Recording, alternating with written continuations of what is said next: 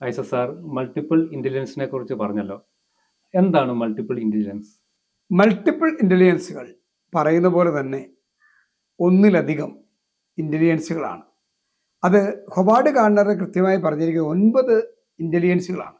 അതിൽ linguistic skill, ഭാഷാപരമായ കഴിവുകൾ കണ്ടെത്തുന്നത് ഉള്ള ആളുകൾ, അതുപോലെ തന്നെ logical mathematical intelligence, musical intelligence, സംഗീതവുമായി ഏറെ ബന്ധമുള്ള അനുബന്ധ മേഖലകളെല്ലാം അടങ്ങുന്നത്, അതുപോലെ തന്നെ ബോഡിലി കിനസ്തറ്റി, ശാരീരിക ക്ഷമത ഉള്ളത്, അതോടൊപ്പം കുട്ടികളിൽ പൊതുവെ കണ്ടുവരുന്ന ചില വരയ്ക്കാൻ വശമുള്ളവർക്ക് സ്പേഷ്യൽ വിഷ്വൽ ഡിസൈനിങ് ഒക്കെ ആയിട്ട് ബന്ധമുള്ള ഒരു ഇൻ്റലിജൻസ് ആണ്.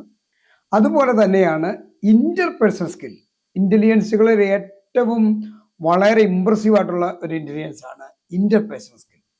അതേപോലെ ഇൻട്രാപേഴ്സണൽ സ്കിൽ, അവര് അധികം സോഷ്യൽ നേച്ചർ അല്ല. ഇന്റർപേഴ്സണൽ അല്പം സോഷ്യൽ ആണെങ്കിൽ ഇവരല്പം ഉള്ളിലേക്ക് ഉൾവലിഞ്ഞു നിൽക്കുന്ന ഒരു എബിലിറ്റിയാണ് അവർക്കുള്ളത്. അതൊരു സ്കില്ലാണ് ഇൻട്രാപേഴ്സണൽ.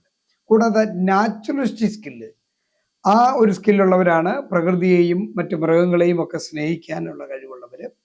അതുപോലെ എക്സിസ്റ്റൻഷ്യൽ എന്ന് പറയും, അതായത് വളരെ യുക്തിപരമായ കാര്യങ്ങളെ കാണുകയും എന്തുകൊണ്ട് എന്നൊക്കെയുള്ള സാധാരണഗതിയിലുള്ള ഒരു രീതിയിൽ കാര്യങ്ങളെ ഒന്നും അവരങ്ങ് അക്സെപ്റ്റ് ചെയ്യില്ല. എല്ലാത്തിനും ഡൗട്ട്ഫുൾ ആയിട്ട് കാണുന്ന വൈ തിങ്സ് എന്നൊക്കെ ഉള്ള രീതിയിൽ ചോദിക്കുക, അല്പം ഫിലോസഫിക്കലായിട്ട് സ്കെപ്റ്റിക് ആയിട്ടൊക്കെ ഉള്ള ആ ടൈപ്പ് ഓഫ് ആളുകളാണ്. ഇങ്ങനെയുള്ളവരുടേതാണ് ഈ എക്സിസ്റ്റൻഷ്യൽ. ഇങ്ങനെ 9 ഇൻ്റലിജൻസുകളാണ് ഹൊവാർഡ് ഗാർട്ണർ മുൻപോട്ട് വെച്ചിരിക്കുന്നത്.